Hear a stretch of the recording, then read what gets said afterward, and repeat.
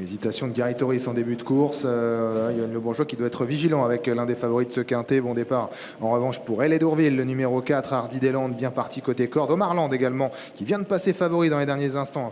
Fini à 3,30 € en cote finale. Omar Land, vraie prise dans les derniers instants avant le départ. Il est en 3e position avec Gagnant de Brickville également qui s'est bien élancé.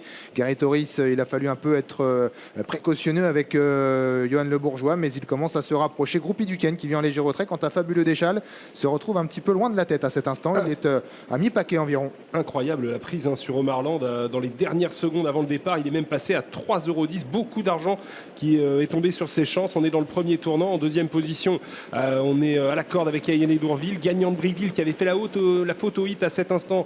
Eh bien, il y a cet endroit du parcours et pour l'instant bien au trot. Il est 3e devant Figaro Gemma. Alors qu'on voit un concurrent qui se rapproche complètement à l'extérieur. Il s'agit du numéro 7 qui est bien placé également, Hardy Deslandes.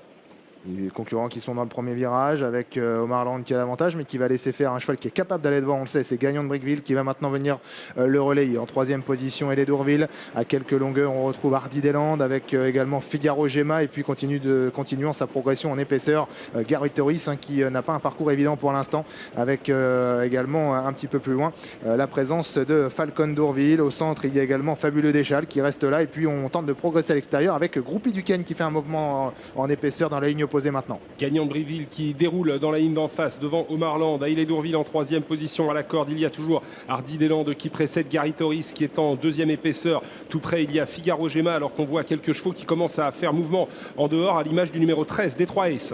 Les concurrents qui vont maintenant se diriger vers le tournant final avec Gagnant de Brickville qui a imprimé un rythme assez régulier à cette épreuve. En 2e position, Omar Land qui va très facilement, le favori, la 3e place pour Groupie Duquesne. Elle Dourville qui commence à être sollicité. On a fait mouvement avec Détroit Ace qui s'est bien rapproché en épaisseur avec on est là également pour jouer les belles places avec Hardy Deslandes, le numéro 7 qui n'a pas fait beaucoup d'efforts du parcours avec également tentant de quitter les derniers rangs et bien Forever GL. Galadocrène également s'est rapproché en épaisseur dans le sillage de Détroit S. Bientôt l'entrée de la dernière ligne droite avec Gagnant de Brickville qui semble être vraiment déposé à cet instant par Omar Land qui va très facilement dans ce quintet en 3e position. Il y a toujours le numéro 2 Groupie Duquesne qui précède Elle Dourville qui est un peu sur ses fins alors qu'Hardy Deslandes est à l'extérieur en 4e position. Et surtout c'est terminé pour l'un des favoris, Fabuleux Deschal qui s'est retrouvé à l'arrière et qui est beaucoup trop loin pour venir jouer un premier rôle. C'est Omar Land maintenant qui a pris nettement l'avantage avec plusieurs longueurs d'avance sur Hardy Deslandes, sur Figaro Gemma qui tente de jouer une place avec Figaro, avec également Forever GL et puis en dedans Elle Dourville qui tente de se relancer,